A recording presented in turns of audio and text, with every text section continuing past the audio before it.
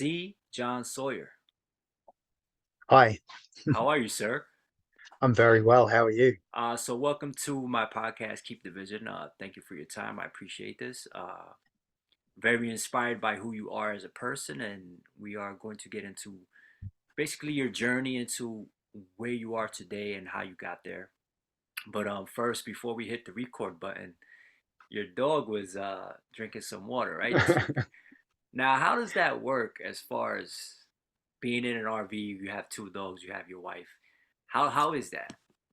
Yeah, I mean, it gets cramped at times. Yeah, I'm not going to lie. It has its frustrations. Um, the dogs are getting old. One of them's really big, and he's just always there when you turn around. So it definitely gets frustrating, and you have to just constantly remind yourself, I love this guy. He's old, and he needs my love in his final moments. So it's challenging not to get frustrated at times, but it's also you sleep in the bed that you made. We chose this life very specifically. I love waking up, walking outside, and being barefoot on the snow as soon as I walk out my door. I don't have to travel anywhere to be in epic places. I just drive my home there, and then when I wake up, there I am. So it's definitely a trade-off. Yeah, I definitely want to get into that too as well, the RV life. But first let's just introduce you. You're C. John Sawyer, the crazy primal guy, and just take the floor. Yeah, so just a little bit of back history on me. I was actually born in Sydney, Australia, as Christopher Jones. And there's this whole story. You can read about it on my website. I don't super feel like much of it's relevant to where I'm at right now. Um, but when I moved to America, I did so because at that time it was cheaper and easier for me to become a citizen here, to be with my then girlfriend, who I'm now married to, than it was for her to come to Australia. And so we made that decision. And when I came out here, first made a name of C. John Sawyer, which is C for Chris, John is for Jones, and Sawyer is my favorite character of all time, Tom Sawyer. So Tom I took that Sawyer. as my last name. And when I became a citizen here in America, they,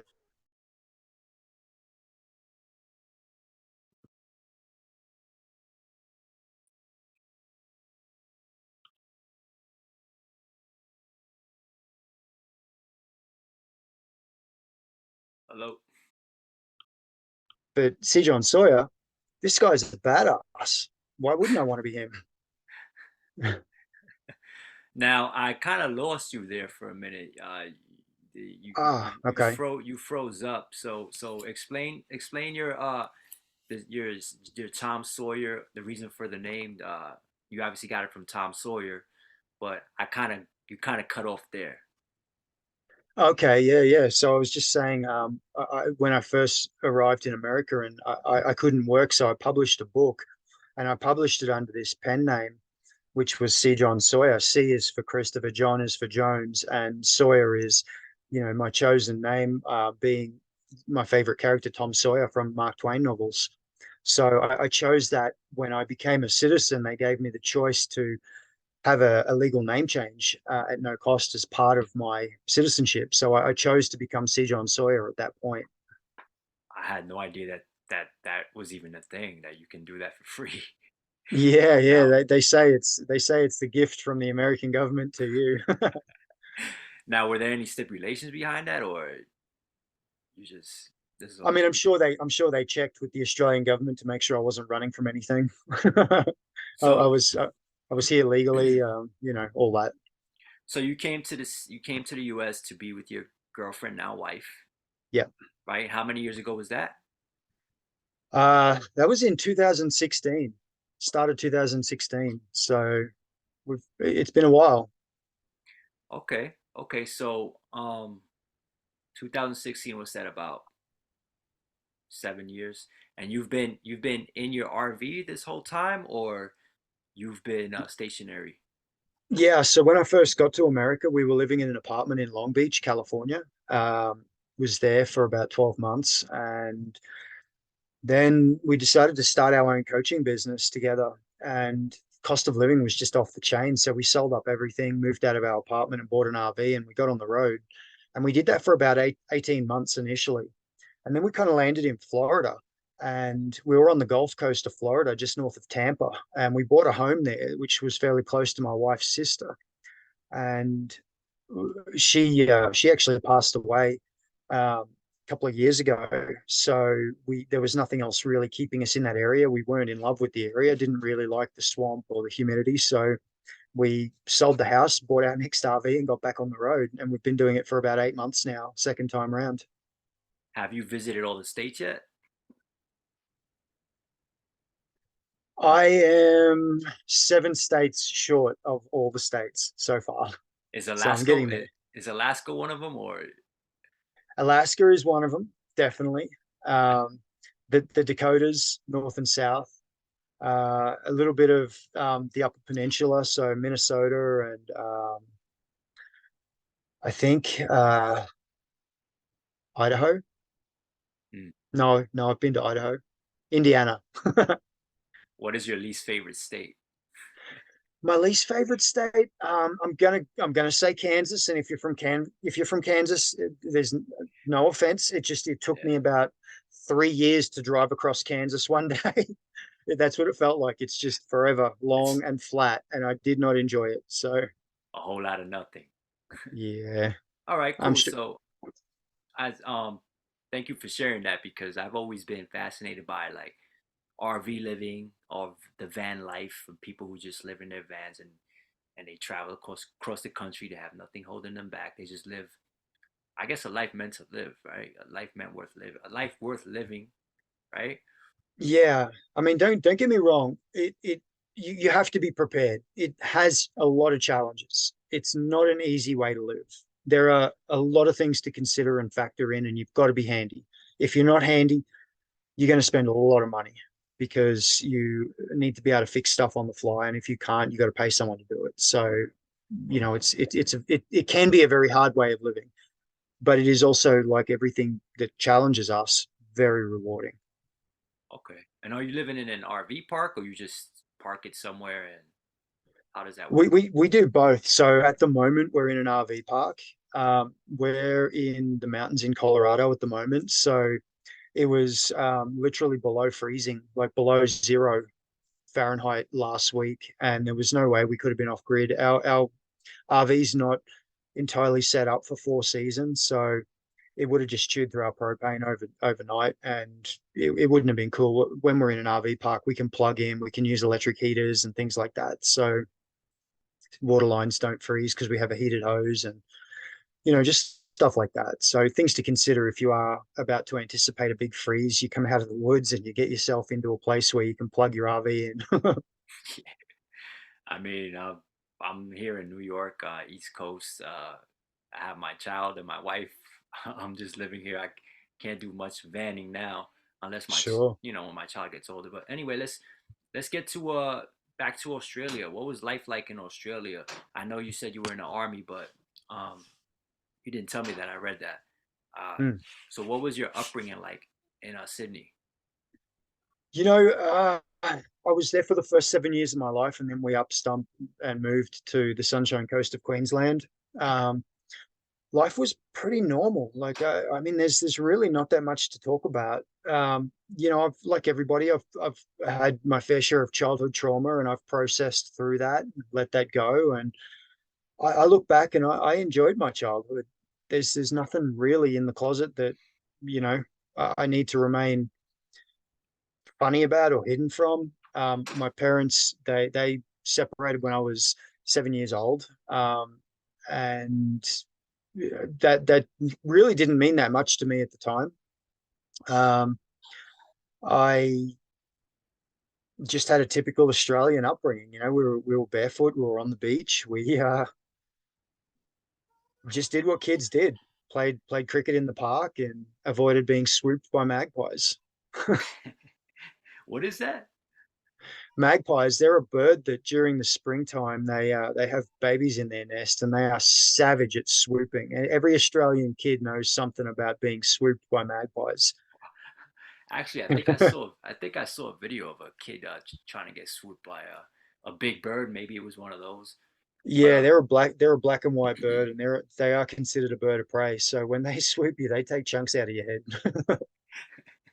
yeah, I just thanks for letting me know in the event that I ever end up in Australia. But you said you were a lifelong barefooter. You've always been barefoot. You've never got sucked into the fashion of footwear. Well, yes and no. So as kids in Australia in the 80s, we were all barefoot. It was just the way of it. We would go barefoot to the mall. No one would say anything. We'd wander around the shops barefoot. I think I even remember going to the movies barefoot once. And there was nothing to be said. If you were a kid, you were expected not to be wearing shoes. So it wasn't a big deal. No one said anything. Um, the fashion side of footwear, no, I never got into that. I saw friends, when I was going through high school wearing pointy-toed leather shoes and stuff like that. And they would make fun of me because I had these clunky, big, wide, you know, almost like clown shoes. And they were comfortable for me. And that's all I was interested in. If I had to wear shoes, never got into from the fashion sense. But one of the things I've always done is I've always run really long distances. And the reason that I started doing that was because I was suffering from really bad depression. And, to the point where I almost took my own life a couple of different times. Wow. And the way that I overcame that depression at the time was I started running and running really long distances. As soon as I'd get home from school, I'd empty my books out of my backpack, I'd put a bunch of rocks in it, and then I'd go for a run. And just getting out, around the streets, on the trails. We moved around a lot. So I'd discover the new neighborhood by running it. And that's how I'd figure out, my bearings of a new place. And I still do that to this day. If I'm in a new place, the first thing I do is I go out for a run and I check it all out. But that's where I kind of got into the whole shoe thing. So at one point, I became sponsored as an ultra marathon runner and adventure racer, and I was wearing the latest running shoes, like Salomon S Lab running shoes, really fantastic trail running shoes back in the day. And the thing that brought me back to being barefoot was I actually attempted a barefoot, not a, it wasn't barefoot. I attempted to run across the Tanami Desert in Australia, which was a 650-mile stretch of desert from Halls Creek up in the Kimberley region of Western Australia all the way down to Alice Springs. Wow. And I tried to do it by myself. It wasn't an event. I planned it. I trained for it. I brought sponsorship together for it, got it all funded, went out with a couple of support vehicles, drove for 6 days to get to the start line, and Wow. then started running. And I got about halfway through before the wheels fell off our support plan, and we were running out of water and chewing through our resources far faster than I'd anticipated possible. I'd never run deserts before. It wasn't the environment I grew up in. So we had to pull the pin and get out of there for the safety of myself and my crew. And after 12 months of training and preparing, and my day would literally comprise of working from open like 9 a.m. until 6 p.m. in a supplement store, sports supplement store. And then as soon as I'd close the shop, I'd go out, go home, get changed, head to the trails, and then I'd be on running trails until like 1 in the morning. And then from like 1 till 3, I'd be writing proposals for sponsorship, and then I'd be getting a few hours sleep and then doing it all again the next day. And that was like 12 months of my life. So when the wheels fell off and I couldn't complete this thing that had consumed so much of me, I kind of fell back into a little bit of a depression, and I stopped running completely. All of my competition, I lost my sponsorship, all of it just went away. And I didn't put on weight or anything like that, but I wasn't doing anything. And then it was probably 2 years later, I decided to go for a run one day, and I'm just like, didn't put on a pack, didn't put on shoes, didn't put headphones in, didn't put a watch on. I just ran out the door in a pair of shorts, and I went for a run, and it felt, the only way I can describe it is it felt primal. I felt like a hunter chasing prey. And I was like, oh, I'm in love with this. I don't know what the hell this is, but I've got to feel more of this. So I started running barefoot more and more and just getting onto trails and different terrain and just starting to feel my way through it. If it was painful, I would just slow down and tenderly move through the terrain, but I haven't worn shoes since. Wow. So when you're running barefoot, obviously when you're running with shoes, you're not really thinking about your form or how hard you're hitting the pavement. So initially when you start running barefoot, you're going to be in a lot of pain because your nerves aren't connected to the ground. So how does that feel initially when you first start running barefoot to, I guess, where you are now? Yeah, I would strongly suggest anybody who is wanting to make that transition, excuse me, doing so with the help of someone who can guide you. Because if you take your shoes off and go and try to run the same way barefoot as you have been running with your shoes on, you're going to do all kinds of damage to your feet and legs. Your whole kinetic chain is going to suffer off the back of that. You have to change your whole running style. And, you start by toe striking and very, very short, almost just like a speed walking type thing. Now my pace is extended out a little bit, so it's a little bit longer than when I first started, and I'm not toe striking anymore. I'm like midfoot striking on the outside of my foot, and then I roll through, pronate, and roll out of it. And it's just amazing the further I've gone, how my feet, my legs, and my entire kinetic chain has just adapted to being barefoot. But if you were to go out on pavement, you just took your shoes off and you went for a run, if you didn't change your style, if you didn't have guidance into how to run barefoot, it's like learning a new language. You're going to hurt yourself. So definitely something that you have to take into consideration. It takes time to make the transition. I mean, it's a huge transition as well because even if you're walking with shoes on versus walking outdoors on pavement barefoot, you feel the difference because I just started doing that last summer. I'm Mm, walking like around the parks completely barefoot, and when you hit different trails and different pavements and rocks and dirt in it, it's just a huge difference. Even if you're wearing minimalist shoes, like it mm. just doesn't compare to being fully barefoot. Now, what is what? Okay, go ahead. Yeah, I was just going to say, I've become a little bit of a purist in that respect. When people say, yeah, I run barefoot, and they're like, I use these shoes, five fingers, or these. I'm like, that's not barefoot. It's like, please don't call it barefoot. It's minimalist and Mhm. it's beautiful. There's nothing wrong with running minimalist. Like it's so much better than having this huge 18 millimeter drop in shoes that are massively padded. But don't call it barefoot because it's not. Now, what is your opinion on minimalist footwear? I know you have the Luna sandals. You're with Luna sandals, but what is your opinion on just minimalist footwear as a whole? Look, I'm a fan of anything that brings us back to a more natural way of living. And if minimalist is the way that you go through, I didn't do that. I never went through I just went from shoes to barefoot, and Oh, there was a lot of trial by fire for myself. There wasn't really too many people running barefoot when I was doing it, when I first started doing it. So I didn't really have any guidance from that respect. The internet had nothing on there. There was no guides or mentors. No one was talking about barefoot running back then. Even Barefoot Ted and Christopher McDougall, or whatever his name is from Born to Run, they weren't. That wasn't even a thing back then. They were only just starting to come out at that stage, and I hadn't heard of them for years until years after I'd already been doing it. So if you're moving towards barefoot and you've been in really thickly padded shoes, taking that transition through minimalist shoes, minimalist footwear is a great way to do it. And one of the first things I always tell people is there are no absolutes in life. I'm a barefoot runner, but I still carry my sandals. If I hit stuff that's beyond my ability, I'm not going to break myself to do it. I'm going to put my sandals on, and I'm going to do it sensibly. We have to maintain balance. There's not a day goes by I don't get like a notification of a message or a comment on social media saying, well, you couldn't do that in Alaska in the middle of winter.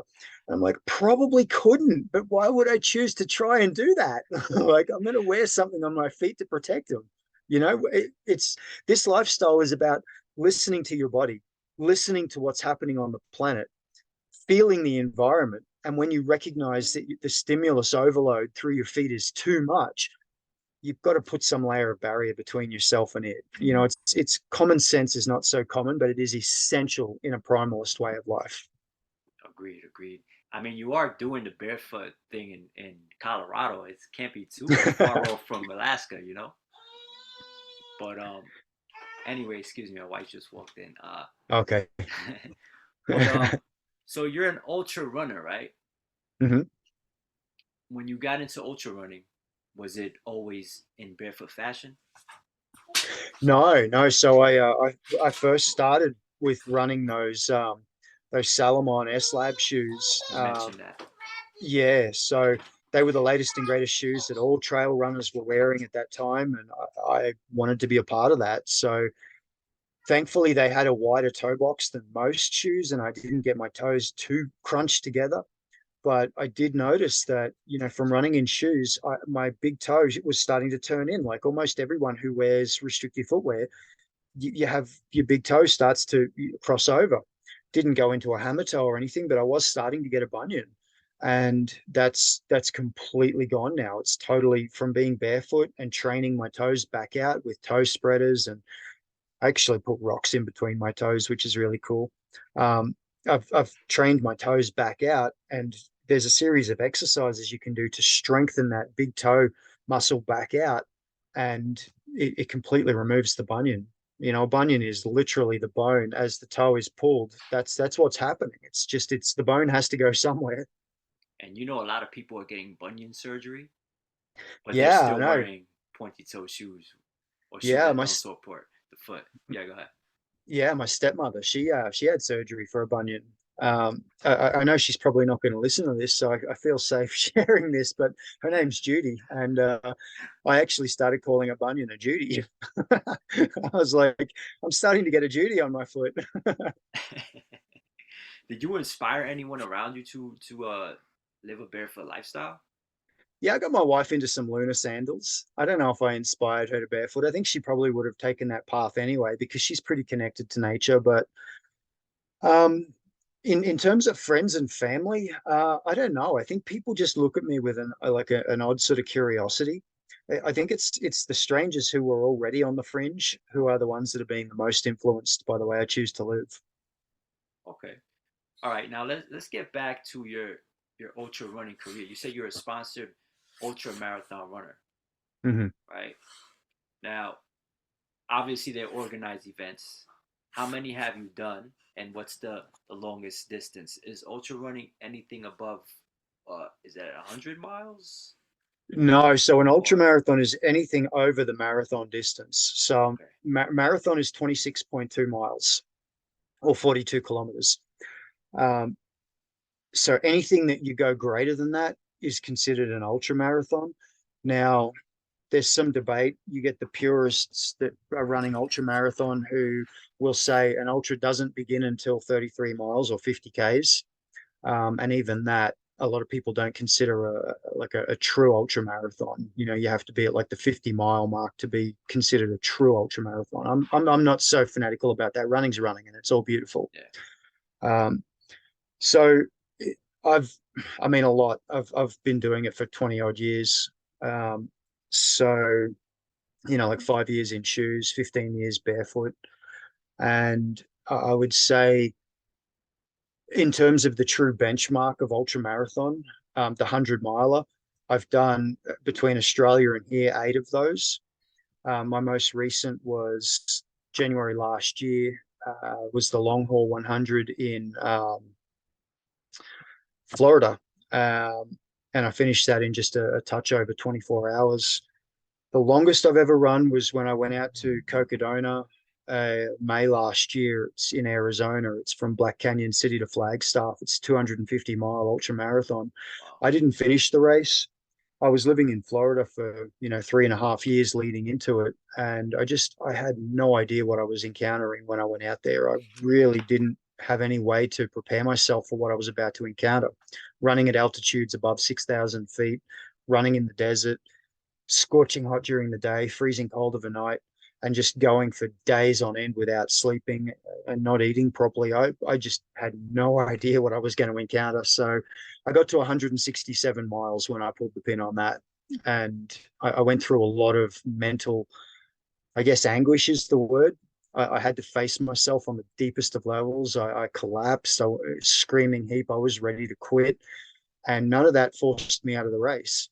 It wasn't until I'd moved through all of that and I found myself in a state of peace and I was just plodding along. And it was almost like I had this little conversation with my body. I had 80 miles, 80 odd miles left. And my body's like, bro, I've just got nothing left. Like you're going to damage me if you try to keep going right now. And I'd had solid diarrhea for 2 days. I hadn't consumed any more than like maybe 200 calories a day for 2 days, and I had nothing in the tank. So my body just wasn't prepared for that distance. So that's why I tapped out of that. But yeah, 167 is the furthest I've ever gone. Wow. So the race was a 250-mile race, and you got 167 miles. Yeah.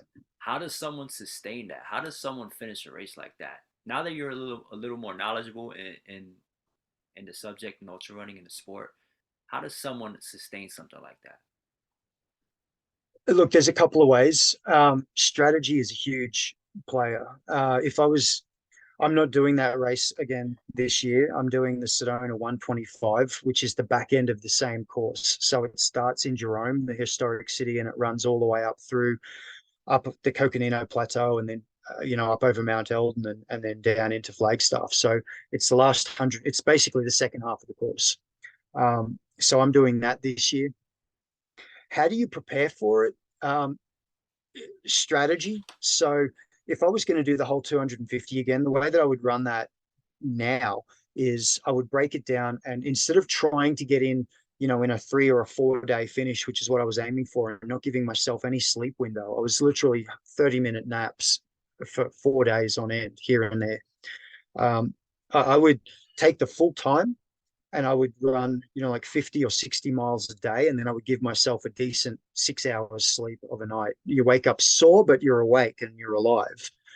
That was probably the biggest thing because I hadn't trained or conditioned myself to be going for, 4 days without resting.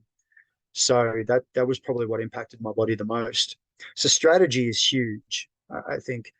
The other thing is just getting used to the climate first. You're at altitude, getting used to being at altitude, getting used to the desert it's incredibly dusty. Like the heat didn't bother me. I had no problem with the heat because I was from running in Florida. We were hitting 100 degrees and massive humidity. So the dry heat was actually nice. It was pleasant. Um, but just being accustomed to the environment. And the other thing that I would suggest and I would personally incorporate is kind of what I would refer to as toughening yourself in the conditioning process. So if you have the opportunity to have somebody drop you, like 200 miles away from your home and give yourself several days to make your way back to your home, and just get used to moving day and night. I don't. I can't even fathom that. And you're doing this completely barefoot. When I did Cocodona 250, I got about 60 or 70 miles of that 167 barefoot. There was definitely stages of the course that I couldn't handle barefoot. So I had my sandals on for that. But I got as much of it as I could. I've been conditioning my feet on a whole new level this time. So I am aiming to do the entire Sedona 125 full barefoot. In this different terrain, concrete, dirt, Yeah, there's a trails. little bit of running through some small towns, like running through Sedona, running through out of Jerome. There's a couple of spots, some fire trails, probably the gnarliest sections up the Coconino Plateau out of Sedona, heading up towards Schnebley, and then up over Mount Eldon at the end. Any climbing you have to do is pretty rocky, but I've been working on that. Earlier, you mentioned when you first stepped out of your house and you ran completely barefoot, you felt primal. Now, can you describe what a primalist is? Because you consider yourself to be a primalist. Can you define that? That's a great question. I don't know that I've ever actually been asked that. How would I define a primalist? To me, a primalist is somebody who strips away the layers of protection between themselves and the world. We've all been conditioned and raised to believe that we have to put on your jacket when you go outside, it's cold outside, or put your shoes on when you go outside. You might step on something, so we actively start choosing to remove those layers of protection. Instead of relying on artificial protection between us and the world, we condition our bodies to be able to stand and survive and thrive in those environments. So someone like Wim Hof, I would consider him a primalist, because he has no need for any artificial warmth when he's in a cold environment. What that's done for him, he can do the same thing in the heat. It's a little less known than his cold escapades, but he ran without drinking any water a marathon across the Namibian desert. Wow. There's so many things that you can do when you start conditioning yourself by removing the layers of separation and protection from the natural world. And funnily enough, just as an extension of that, since we came up here, one of the things that I was reading recently was, when you're running in a cold climate, everything constricts and within your body. That's why you get more people having heart attacks who do, like marathons in cold climates, because all your veins, capillaries, and arteries have all constricted. Your heart's working harder and your blood can't flow as easily, so the heart's likely, more likely to have a heart attack. But what we don't realize is when we exclusively nose breathe, we're actually getting a huge boost of nitric oxide into the body. And so our body is designed to protect itself in a cold environment when moving from damaging the heart. If you nose breathe, if you mouth breathe, you're not getting that same effect. But if you breathe through the nose, you're getting a huge boost of nitric oxide. Now, nitric oxide is a massive vasodilator. It reopens all of those veins, capillaries, and arteries, and the blood flows a lot more freely. So you're going to have a lot less likelihood of having complications with your heart just by nose breathing when you're running in cold climates. The body is designed to do all of that. We've just lost touch with all of that. So I would say that a primalist is someone who is aware of the capacity of the body in the natural environment and seeks to cultivate that. Okay, and you're the primal way shower. Did I say it right? Way shower? Yeah, it's just because I don't like the word coach. Okay, yeah, I read that. Now, how do you show someone the primal way for someone who wants to uh, live a similar lifestyle to yours? Yeah, so if I started working with somebody, which I have clients at the moment, and I'm very picky when it comes to people that I work with, and that's there are reasons behind that. I've burnt myself out working with the wrong people previously, um, but I have a system that follows what I refer to as the 8 keys of the primal way, and those 8 keys are literally things that we interact with on our day-to-day life every single day, and that by focusing on them from a different perspective, we're actually unlocking these things within ourselves. So, as an example, the first key is food. We all have food every single day, and we don't know how to eat. It's the second most basic thing we can do for our own survival, second to breathing, and we don't know how to do it. We're fooled by clever marketing. We're fooled by packaging. We're fooled by all of these things that this is meant to be healthy, but it's full of crappy ingredients. Like, we don't know how to eat. Now, there's a lot of nutritionists and dietitians out there that can show people how to eat. That can teach you how to eat in a healthier way.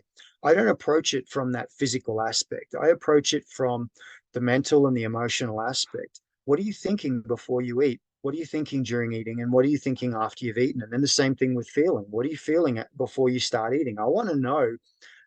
Yes, we need to know what you're eating, but more importantly, if you're going to create change around your food habits, we need to know what your thoughts and your feelings are around those eating habits.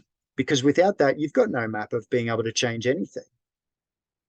How do you help someone get there mentally? Someone who knows nothing but processed foods, packaged foods. As a nutritionist, how do you help someone just completely do a 360 or a 180? I mean, it's the same thing with going barefoot. It's literally all about understanding balance, knowing where someone is, and then moving them very slowly through their own ideology. So I don't seed plant any ideas.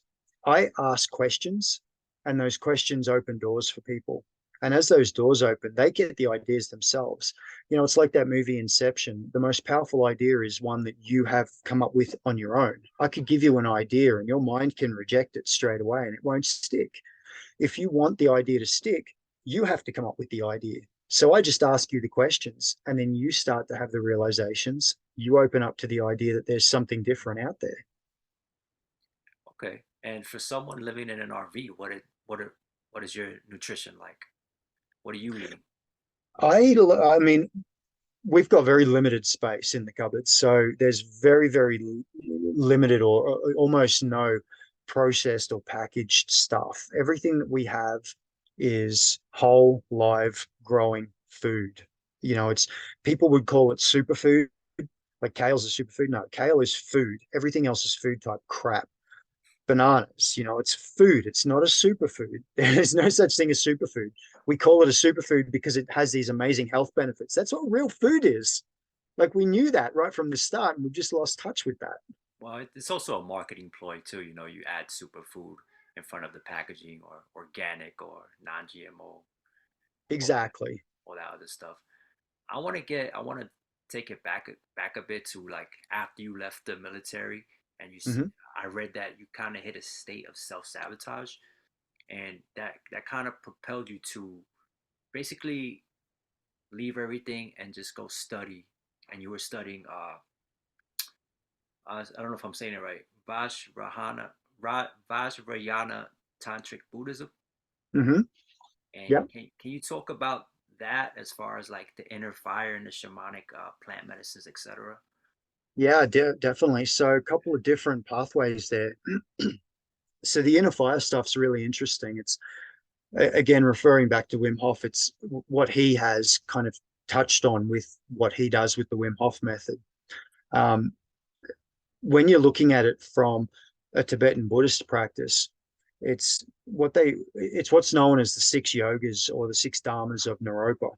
And what Wim Hof does within a fire, that's the first yoga. So teaching yourself to be able to generate heat within your own body, to control that heat within your own body.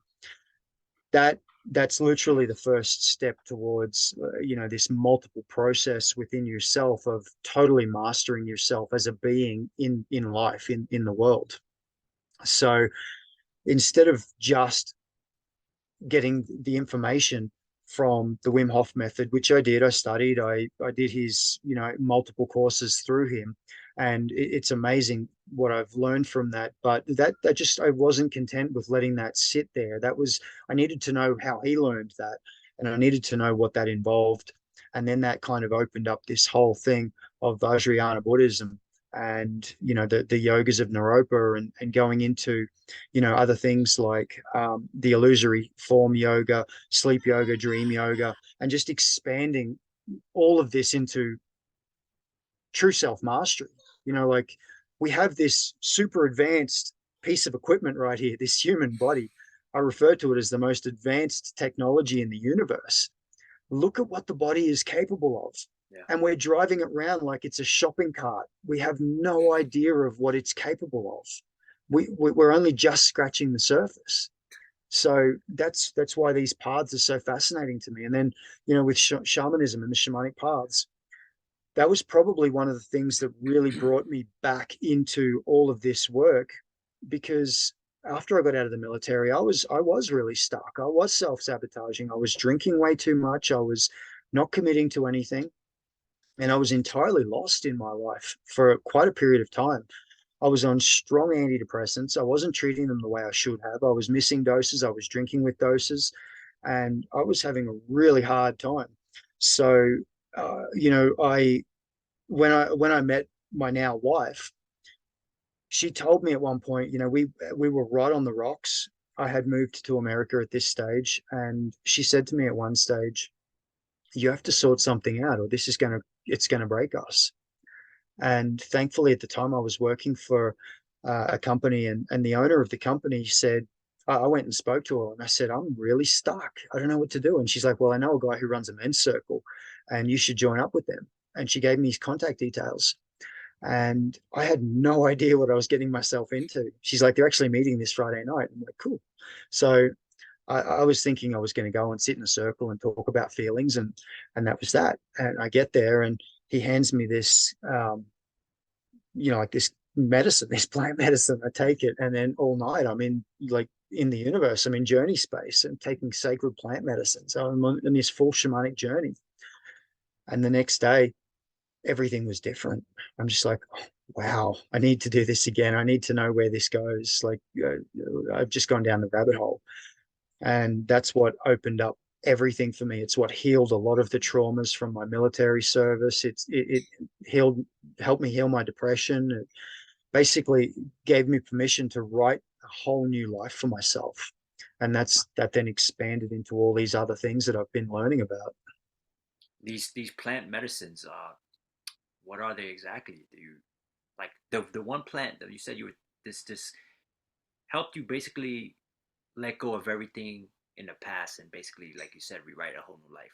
What was this plant medicine or Yeah, so medicines? this one that I worked with in this particular instance was a plant by the name of Kana, which is Kanna, and it's a plant that grows in Africa, and Okay. it's a very heart opening medicine. So when you work with it, you feel love in everything. You feel like just an expansion of love, and that was one of the things that I really had a lot of struggle with was jealousy and control and needing to have can't share, whether it's a person, a partner, or anything else. There was this whole storyline playing out for me. And when I started working with this plant medicine in myself, in my body, in my field, it showed me that you don't need to try and hold on to this. Like everything is this. It's everywhere and there's enough for everybody. So just let go of the idea that you have to control it. You don't. You are it. It is everything. There is no deficit of it. Everything is love. So you can't not have it. You can't lose it. Well, people tend to try to control everything, and they try to want everything in abundance, but not in the most positive way. And I think people tend to stress themselves out and fall into depression. Yeah, exactly. And I'm definitely going to say that it's a very military programmed thing, control. The military is all about control. So breaking down those walls of control has been a very long, intricate journey for me, but it's one that I'm so grateful of. Yeah, I was actually in the United States Navy, so I I feel you there. I Mm, definitely, now that I'm out, obviously out of the military and more enlightened in my life, I can see how controlling it was and just how we live, and we're so mm, disconnected from the world, and we're disconnected from the ground up. And I do want sure. to get back into barefoot. I do want to ask you about qigong. I heard of it. Can you dive into that a little bit more? Qigong? That's what it's called. Okay, I heard of Yeah, it. yeah, yeah. Yeah. Yeah, it depends which part of the world you're talking about it from. So China versus Japan, they Okay. Qi versus Qi. But Qigong, the lineage that I follow, it's basically a way of I mean, okay, so there's multiple forms of qigong. There's, like your more martial aspects, which Tai Chi is a form of martial qigong. It's a martial art. It's a fighting style of qigong. And then you've got what I do, which is medical qigong, and the medical qigong is more about cultivating internal energy. So the whole concept being that if you like develop the chi and then use it for you see like what the Shaolin monks do with phenomenal feats within their physical body, or iron shirt practitioners who can take phenomenal hits even with swords or knives and it doesn't penetrate their body because they've just put all of their chi on the outside of their body in one spot, and it's almost like they're wearing armor. It deflects the blow. In medical qigong, they would say that tends to deplete the life force faster because you're using it very deliberately, and if you're not actively regenerating and cultivating it and putting it back into your system, then you can age out quite fast by doing those practices. So medical qigong is all about generating that life force energy and returning it to the body and creating more like longevity and more primal energy or more vital energy within the body. And just to super simplify it, one of the I guess one of the main principles is that the more you twist in movement, the more you're generating that energy. We're almost like a gyroscope in that respect. As you start doing these twisting movements, that twisting movements builds that life force energy, and then you can direct it to wherever you want it to go. Wow. How much of this life energy, how much of it plays a part in in your athletic endeavors and ultra running? Like a lot of it is up here, right? So how Well, much of yeah, it? yeah. That's a brilliant question, and if you had have asked me that question prior to May last year, I wouldn't have answered anywhere near as clearly as I'm about to. Since attempting Cocodona, I can tell you that at that 167-mile mark, I had depleted so much of my vital energy getting myself to that point. I had gone well and truly outside of what I was trained for physically, and I had continued moving outside of my training. And now I was drawing on vital energy for myself to keep moving. I firmly believe that's why my digestion shut down and I wasn't able to absorb any nutrients or calories. It's why I had, diarrhea for 2 days. It's why I was throwing up. My body wasn't able to function because I was pulling that life force energy. And an old Qigong instructor of mine from Australia, he actually reached out and said, you now need to go and spend some really solid time restoring your Jing energy, which is, that's Jing is the fundamental energy in the lower Dantian. You need to go and start restoring that Jing energy because you've depleted a lot of it doing this. And I could feel it. I could feel how just I wasn't unwell, but I wasn't vital. I was tapped out. So it plays a huge role. If you're going to go out for some long runs, doing a qigong practice or flow that cultivates and builds that vital energy before you go makes the run so much more pleasant and you feel so much better for it. Do you work with athletes, or have you thought about working with athletes to channel that inner energy, or to excel in ultra running or just running? Period. Yeah, so I actually, one of my clients at the moment, he's about to head over to Morocco for the Marathon des Sables, MDS, which is 250 kilometers across the Moroccan desert.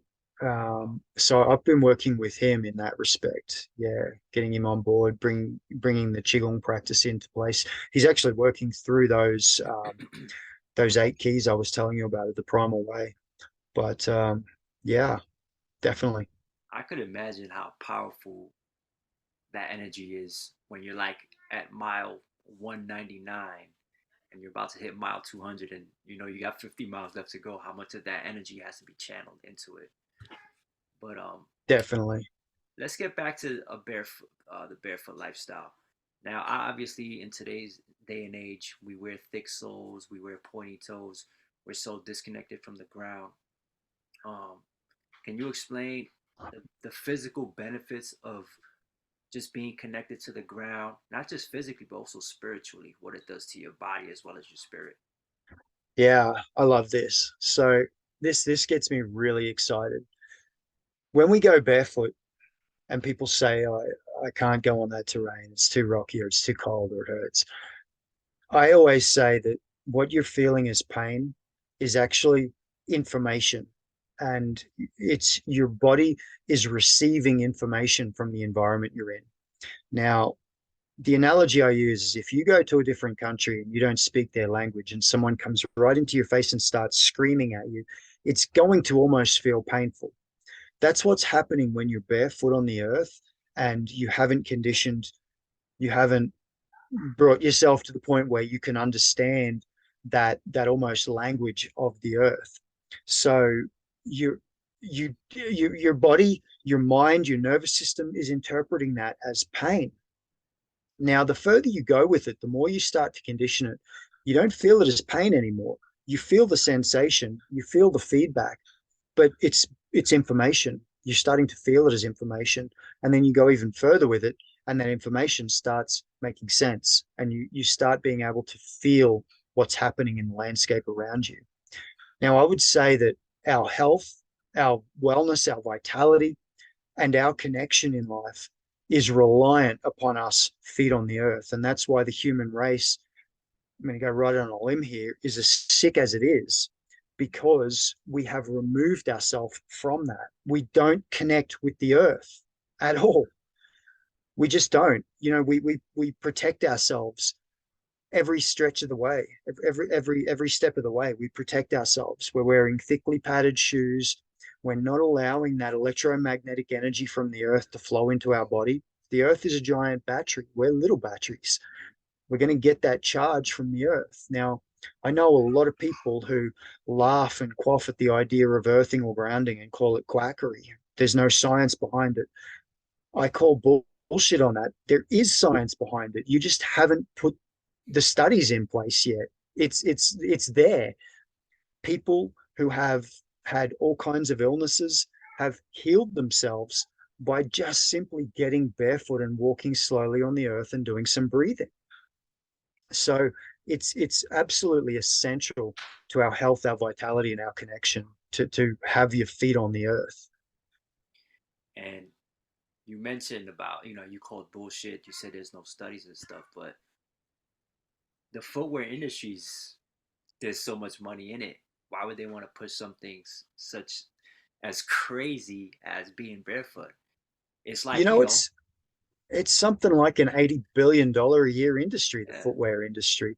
But just to expand upon it a little more, my wife and I, we were camped up in our RV. We're in the mountains in northwestern North Carolina, and we were in a lavender farm, and we had no cell service for the weekend, and it was an amazing weekend. But I'd been doing so much work with my feet, and I'd had this really weird sensation in the soles of my feet. Every time I would lie down, I would feel my feet, and it wasn't pins and needles. It was sort of like a tingling feeling. It was right on the edge of being painful. It felt really weird, and I've got no way of measuring what's going on inside my body other than to just listen to my body. And as I sat there, just feeling in and listening to it, I realized I was growing more nerve endings in the soles of my feet to be able to better interpret that information from being constantly barefoot. And I'm sitting outside at one point, and there was a storm in the distance, and there was a crack of lightning that touched the ground. I felt it through the soles of my feet long before I heard the thunder. Like I felt this almost like buzz come up through the soles of my feet. And I say long before, it was only a matter of seconds before, but it felt like a long time. And then I heard the crack of lightning or thunder. And I realized that I had felt that charge of energy as the bolt had grounded out. I was miles from it, but I still felt it. And for about half an hour, all the way up my legs was just like activated and tingling all through my entire nervous system. It was crazy. you mentioned you mentioned about obviously the kinetic chain and being barefoot, right? Mm. Can you still see me? Yes. Okay. Uh, the kinetic chain and just being barefoot. Hmm. And you mentioned the foot having the nerve endings in your feet. The nerve endings, we have what, thousands upon thousands, maybe hundreds of thousands of nerve endings in our feet. Am I right or am I wrong? Yeah, more nerve endings than anywhere else in the body. Yeah. Now, how vital is are the nerve endings and the bones and the strength of your feet as far as I'm trying to ask this question. I'm trying to make it make sense. Yeah, I It makes sense to me, but I'm trying to ask it in a way where it makes sense, sure. right? So, the physical human body, a Hmm. lot of people, they when they have foot pain or back pain, they blame it on the shoes and they get a thicker sole or they get an insole. Mm. So you spoke about the basically the spiritual benefits of being barefoot, but what about the physical benefits? People who have back pain, hip pain, knee pain, ankle pain, the benefits of being barefoot when it comes to the physical body. Yeah, I mean, again, everything is energetic, everything. So I don't believe that there are physical issues that start as physical issues. I believe that physical issues They all originate from somewhere else. You know, we are a multi-body being. We have a physical body, we have a mental body, we have an emotional body, and then we have all these arbitrary layers of energetic or spiritual bodies. I believe that if you're experiencing pain somewhere, it's a telltale that something else is wrong somewhere in that spectrum. So usually mental, emotional, or energetic, there is something. It's just energy. It's stuck energy. And you can get that energy moving in a multitude of ways. But what better way to get that energy moving than to, instead of going the way that the, you know, science wants you to go, shoe companies want you to go, the doctors who are prescribing inner souls want you to go, and getting thicker and thicker and putting more and more layers of insulation between you and the earth. Why not allow that energy to flow and just get your feet on the earth? You know, it's going to help you physically. In terms of pure physical body, like the kinetic chain, when you're walking or running barefoot, there's no room for you to have a sloppy technique. We spoke about that at the start. You know, when you first take your shoes off and go for a run, even if you go for a walk, the style has to change or you're going to hurt yourself, because there's no room for sloppy technique. There's no room for just thumping into the ground without being aware of what you're stepping on. You have to pay attention, and that paying attention starts to grow muscles. It changes proprioception. You know, it changes your view of where you are in space in any given moment. It changes your point of balance. Everything starts to correct itself. Your feet start to strengthen. If you do the right exercises with your feet, you roll your feet out, you massage your feet, that then also starts to lengthen stuff. You know, it starts to strengthening and lengthening is literally what we're talking about in terms of protecting the kinetic chain. Strengthen the muscles and then stretch them, lengthen the muscles.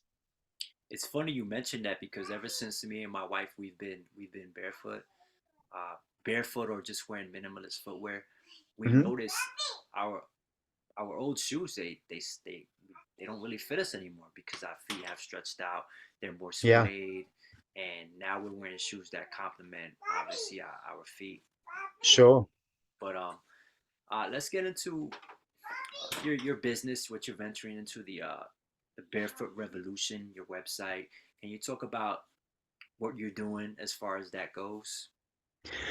Yeah, I want to create it's my vision to create a community of people first on in the online space, and then I'm looking for land. We're looking for the ability to create that also in the world physically, where people can come and be a part of this community or tribe. But my goal or my vision here is to create a space where people come to understand that it's normal and acceptable to walk barefoot, because it's part of a bigger picture when it comes to us as healthy beings.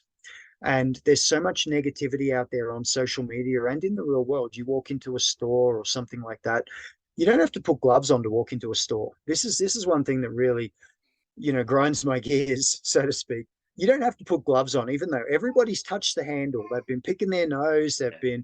been, scratching themselves. They then touch the handle. You then touch the handle. No, you go in and handle something in the store. Everyone's picked it up and looked at it and put it down. And if it's truly like a germ thing, your hands are pretty dirty.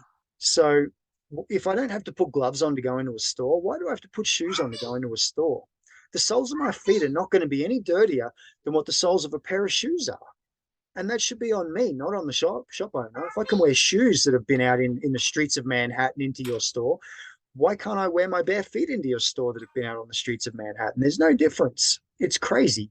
And I've actually got it's like a 27-page guide transitioning to barefoot that's on my website that talks about the origin of shoes and how it comes from the nobles back in the day. They were the only ones who could afford to have shoes, and they wore them as a point of separation from the rest. Look at my shoes. Look at those shiny buckles. Look at all the baubles I can fit on my shoes.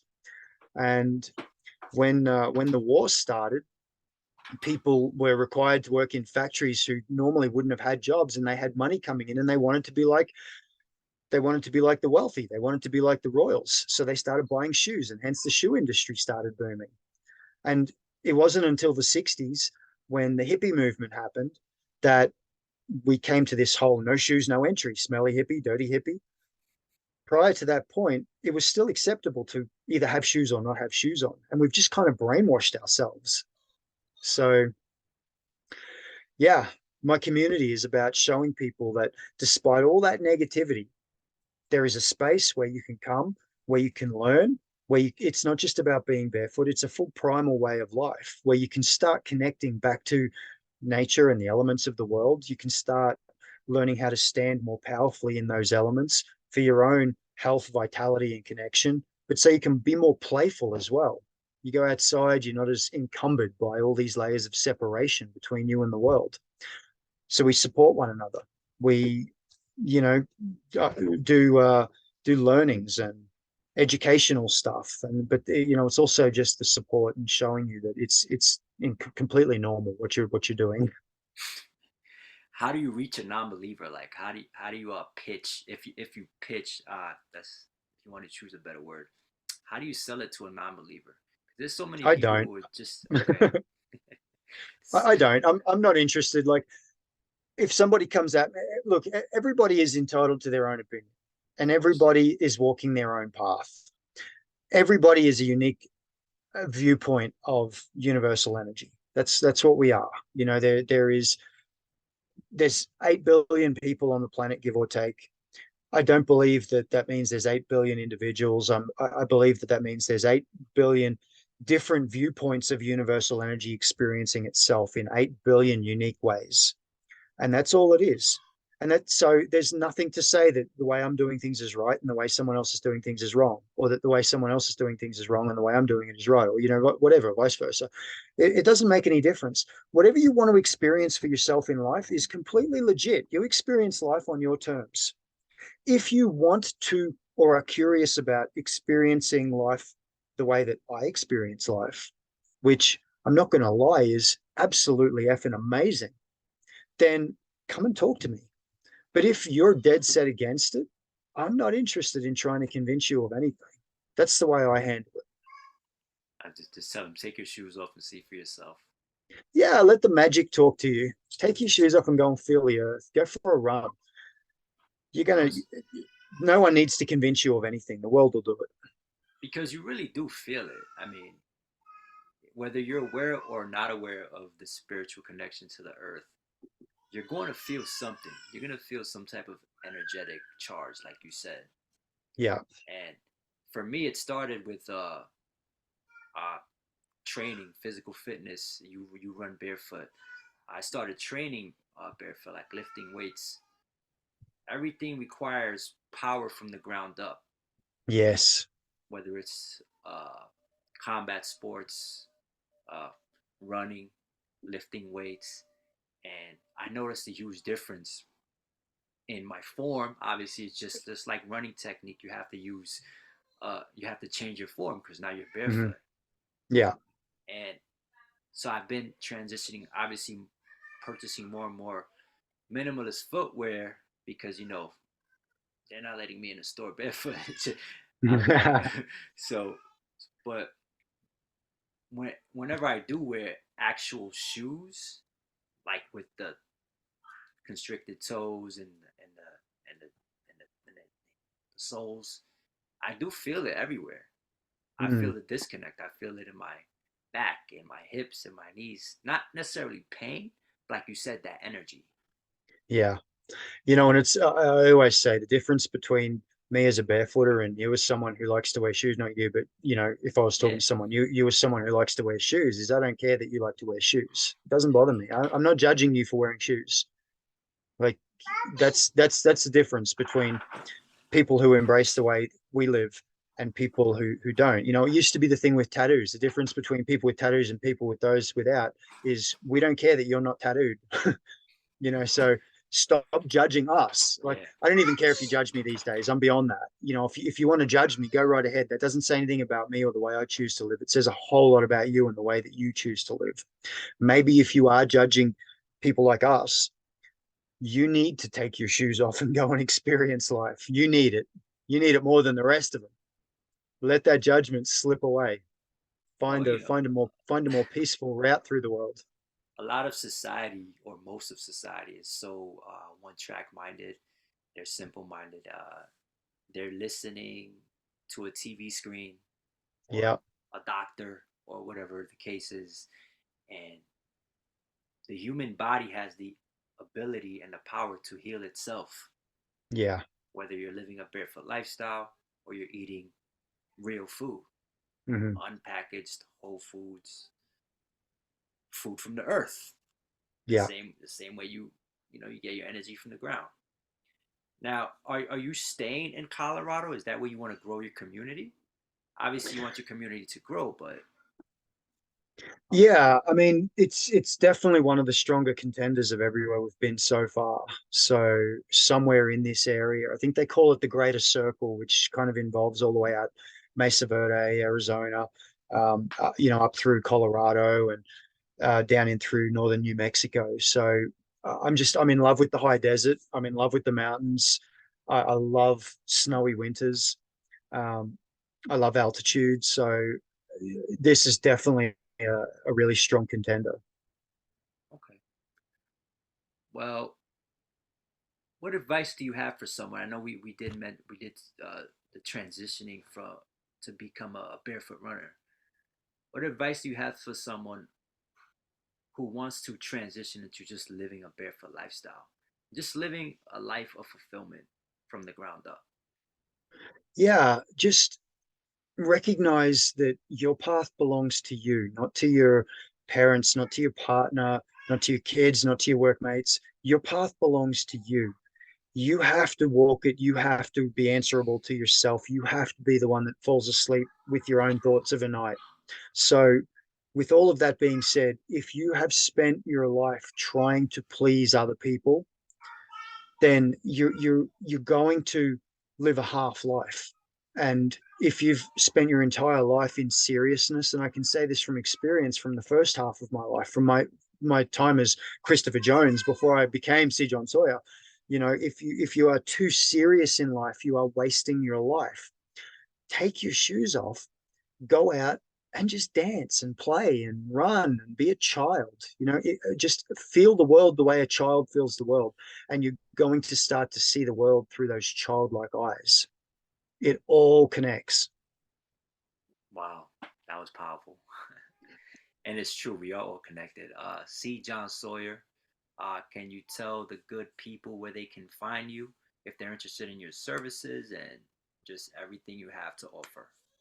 Yeah, just come straight to my website, crazyprimalguy.com. It's a one-stop shop. You can join my mail list there. You can get yourself a Barefoot Revolution t-shirt or tank top. You can get a link to the community right there on the homepage if you want to. You're more than welcome. You can, and there's multiple tiers within the community. It doesn't break the bank. It starts at like $5 a month if you want to be a part of that, and you get some awesome content in there. And if you want to work with me more exclusively, there is a tab there to reach out and book a call, and we can have a chat and determine if it's right or not. I don't waste my time, as harsh as this may sound. I don't waste my time trying to convince people to do something they really don't want to do. So if you are ready and you're committed, you're devoted, you want to be at a whole different level of health, vitality, and connection within your life, but you just don't have the map, then that's what I'm here for. That's what a way shower does. I show you the way. So just come to my website, crazyprimalguy.com, and let's connect. You should make some Primal Waist Shower t-shirts. Yeah. Okay. That'd be cool, right? Very Well, cool. thank you so much for your time. This was great. I learned a lot. Um, just thank you, man. I'm actually at a loss for words because you're showing me the way as I'm listening to you. You know, but That's very cool. I appreciate that. but excuse me. Well, thank you. Thank you very much for having me as a guest. It was great being here. Thank you for being on the podcast. I hope I didn't take too much of your time, and I hope we can stay in touch through Instagram and just go from there. Yeah, absolutely. That sounds good to me. Mr. C. John Sawyer, thank you again. Peace, sir. Thank you, brother.